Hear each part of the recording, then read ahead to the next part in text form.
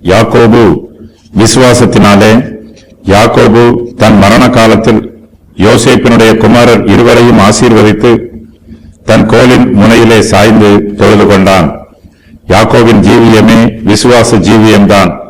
இவருடைய வாழ்க்கை முக்கியமான சம்பவங்கள் ஏராளம் நடைபெற்றிருக்கிறது. எல்லா சம்பவங்களிலும் யாக்கோபு கர்த்தரிடத்தில் உறுதியாய் நம்பிக்கை வைத்திருந்தார். யோசேப்பு யாக்கோபின் குமாரன். யாக்கோபுக்கு மரணகாலம் சமீபித்து வந்தது. அப்பொழுது விசுவாசத்தினாலே யாக்கோபு யோசேப்பினுடைய 2 குமாரரையும் ஆசீர்வதித்தார். எப்பிராயீம், மனாசே ஆகிய இருவரும் யோசேப்பின் குமாரர்.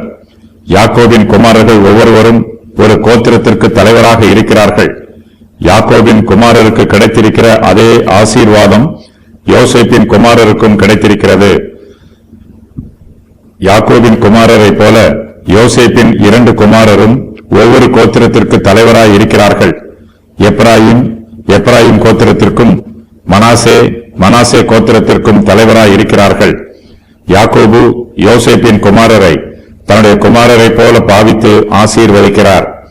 ஈசாக்கு மூத்த குமாரனாகிய ஏசாவை ஆசீர்வதியாமல் இளைய குமாரனாகிய யாக்கோபை ஆசீர்வதித்தார். அதுபோலவே இப்போது யாக்கோபு இளைய குமாரனாகிய எப்ராயிமுக்கு விசேஷித்த ஆசீர்வாதத்தை கொடுக்கிறார். மனாசே யோசேப்புக்கு மூத்த குமாரனுக்கு விசேஷித்த ஆசீர்வாதம் கிடைக்க வேண்டும் என்று நினைத்து யோசேப்பு மனாசேயை யாக்கோபின் வலது கரத்திற்கு அருகிலும் எப்ராயிமை யாக்கோபின் இடது கரத்திற்கு அருகிலும் வைத்தார்.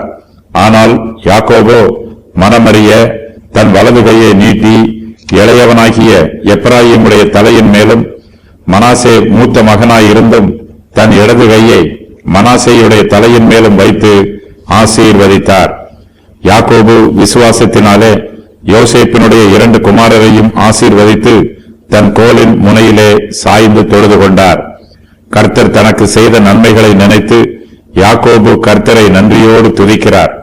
கர்த்தர் தனக்கு வைத்திருக்கிற மேன்மையான ஆசீர்வாதங்களை யாக்கோபு விசுவாசத்தோடு நோக்கி பார்த்து கர்த்தரை துதிக்கிறார். யாக்கோபின் சரீரம் பலமிழந்து போயிற்று.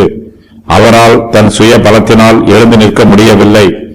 படுக்கையிலிருந்து தன் சொந்த கால்களினால் அவரால் நிற்க முடியவில்லை.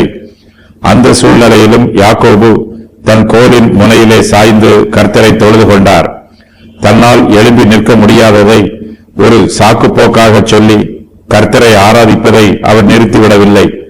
தன்னுடைய சரீரம் தனக்கு ஒத்துழைக்காமல் போனாலும் ஒரு கோலை தனக்கு துணையாக வைத்துக் கொண்டு யாக்கோபு கர்த்தரை துதிக்கிறார். யாக்கோபு கர்த்தரை ஆவியோடும் உண்மையோடும் தொழுது கொள்கிறார். தன்னுடைய சரீரத்திலும் கர்த்தரை தொழுது கொள்கிறார். யாக்கோபு விசுவாசத்தினாலே யோசேப்பினுடைய 2 குமாரரையும் ஆசீர்வதித்தார். இந்த சம்பவம் நடைபெற்ற போது யாக்கோபு மரணத்திற்கு மிகவும் அருகாமையில் இருக்கிறார். யாக்கோபு விசுவாசத்தினால் ஜீவித்தவர், விசுவாசத்தில் மரித்தவர்.